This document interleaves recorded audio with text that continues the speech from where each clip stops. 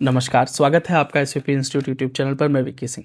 Frederick ataxia के बारे में संपूर्ण जानकारी, यानी क्या इस डिसेबिलिटी में, इस प्रॉब्लम में according to RPWD act government of India क्या एक डिसेबिलिटी सर्टिफिकेट बन सकता है, और अगर बन सकता है तो कितने परसेंटेज का बन सकता है, क्या बेंचमार्क बन सकता है या नहीं बन सकता, और उसमें कोई रिजर्वेशन या कोई लाभ मिल सकता है या नहीं मिल सकता है।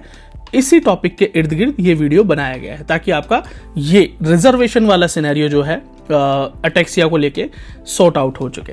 खैर, मैं जो लोग नहीं जानते अटैक्सिया क्या है मैं उनको बता दूं। ये एक न्यूरोलॉजिकल डिसऑर्डर है, यानी एक ऐसी समस्या है, ऐसी जेनेटिक प्रॉब्लम भी है, ये जेनेटिकलिटी भी ये आ जाती है क्योंकि बहुत रेयर डिसीज है।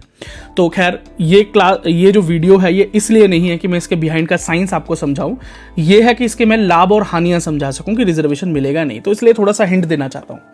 इस बीमारी में शरीर के कुछ अंगों का कांपना, बैलेंस ना बना पाना, चलने में मुश्किल होना, हाथ पैरों का कांपना, सर का कांपना, इस प्रकार की प्रॉब्लम्स आती हैं। मतलब बैलेंसिंग का प्रॉब्लम हो जाता है, इसके अंदर बैलेंस बनाना मुश्किल हो जाता है। और हमारे माइंड का जो बिहाइंड पार्ट है, पीछे का पार्ट है, यानी सेरिब्रल अटैक्सिया भी कहते हैं इसको कई कंडीशंस में, क्योंकि हमारा सेरिबेलम है, बैलेंस बनाने में जो हमारी काफ़ी हेल्प करता है, जो मेन पार्ट है ब्रेन का जो इस रिस्पॉन्सिबिलिटी को संभालता है, वो ग्रसित हो जाता है इसमें। तो अब हाथों का ठीक से काम ना करना, कोई चीज़ होल्ड करनी है तो वो होल्ड ना होना, लिख पाने में मुश्किल होना, ग्रिप में, स्ट्रेंथ में कमज़ोरी हो जाना, चलने में पैरों का लड़खड़ाना, इस तरह की प्रॉब्लम्स हो जाती हैं। ठीक है, चलिए अब इससे कोई रिजर्वेशन मिलता है या नहीं मिलता। देखो, सबसे पहले तो डॉक्टर्स का जो नॉर्मल प्रोसीजर है वो क्या है, मेडिकल प्रोसीजर क्या है, कि वो सबसे पहले तो इसको जांच करेंगे कि ये क्यों है, कैसे है, किस वजह से है, फिर वो इसे कम करने की कोशिश करेंगे। समझिए, आपका प्रॉपर ट्रीटमेंट चलेगा। अगर आपको अटैक्सिया डिटेक्ट हुआ है तो ऐसा नहीं है कि सीधा आप डिसेबिलिटी सर्टिफिकेट के लिए जाएंगे, आपका प्रॉपर ट्रीटमेंट चलेगा। अगर वो ट्रीटमेंट चलने के बाद, चाहे कुछ महीने, कुछ साल चलने के बाद भी इम्प्रूवमेंट नहीं आता है, या एक लिमिटेड इम्प्रूवमेंट है जिसके बाद इम्प्रूवमेंट होना मुश्किल है, उस केस में आपको डिसेबिलिटी के लिए या डिसेबिलिटी सर्टिफिकेट के लिए रेफर किया जा सकता है। ठीक, अच्छा, अगला सवाल, अगर ये डिसेबिलिटी सर्टिफिकेट बना तो ये किस केस के अंदर बनेगा? तो ये दो केसेस के अंदर बन सकता है। सबसे पहला, या तो लोकोमोटर डिसेबिलिटी के अंदर बनेगा जिसके ज्यादा चांसेस हैं, या वो क्रॉनिक न्यूरोलॉजिकल कंडीशन के अंदर बनेगा जो कि सेकेंडरी चांस है। ठीक है, तो ये डिसाइड कौन करेंगे? ये आपके डॉक्टर्स डिसाइड करेंगे कि इसका रूट कॉज क्या है, किस वजह से ये हो रहा है। जेनेटिकली भी होता है, कई प्रकार की इसके अंदर टाइप ऑफ अटैक्सिया है, उसके बारे में अगर आप पूछेंगे तो हम एक क्लास अलग से एक वीडियो सेक्शन जरूर निकालेंगे जहां पर आपको इसके बिहाइंड का साइंस, कॉज, रूट, ये सारी चीजें समझा देंगे। खैर, पर ये वो टॉपिक नहीं है तो मैं इसको बड़ा नहीं करना चाहता। वहां पर आपको इन दो केसेस में, या तो लोकोमोटर में या क्रॉनिक न्यूरोलॉजिकल कंडीशन में, एक सर्टिफिकेट मिल सकता है। मोस्टली केसेस में आपको locomotor disability under chronic neurological condition, इस प्रकार का डिसेबिलिटी सर्टिफिकेट मिलेगा।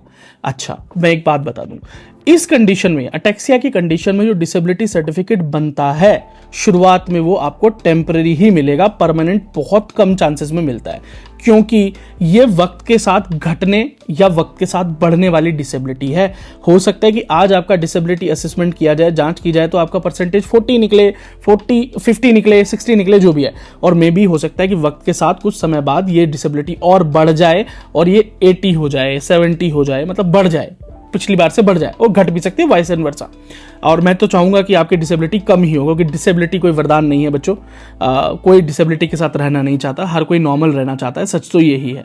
अब तो शुरुआत में इसलिए आपको टेम्परेरी सर्टिफिकेट दिया जाता है 5 से 10 साल के लिए, कि आप जब अगली बार दोबारा से डॉक्टर्स आपको बुलाएंगे, जब आपकी वो टेम्परेरी सर्टिफिकेट की डेट्स खत्म हो जाएंगी, वो एक्सपायर हो जाएगा, तो आपको दोबारा असेस किया जाएगा और देखा जाएगा कि अभी आपकी प्रेजेंट में डिसेबिलिटी परसेंटेज क्या है, कम है या ज़्यादा है, और फिर फाइनली आपको एक, या तो दोबारा से टेम्परेरी, अगर आपकी प्रॉब्लम ऐसी ही दिखाई देगी और शायद बढ़ सकती है या घट सकती है, या आपको एक परमानेंट सर्टिफिकेट इशू कर दिया जाएगा। तो ये है इसके बारे में सारी जानकारी, और आई होप आपको ये जानकारी समझ में आई हो, पसंद आई हो। इसके बावजूद भी अगर आपके सवाल रह गए हैं तो कमेंट सेक्शन खुला है, हमसे जुड़ने के सभी लिंक इस वीडियो के डिस्क्रिप्शन में भी मौजूद हैं, तो आप हमसे वहां भी संपर्क कर सकते हैं। मैं विक्की सिंह, आप ये वीडियो देख रहे थे एसवीपी इंस्टीट्यूट यूट्यूब चैनल पर। वीडियो को अंत तक देखकर जरूर जाइएगा।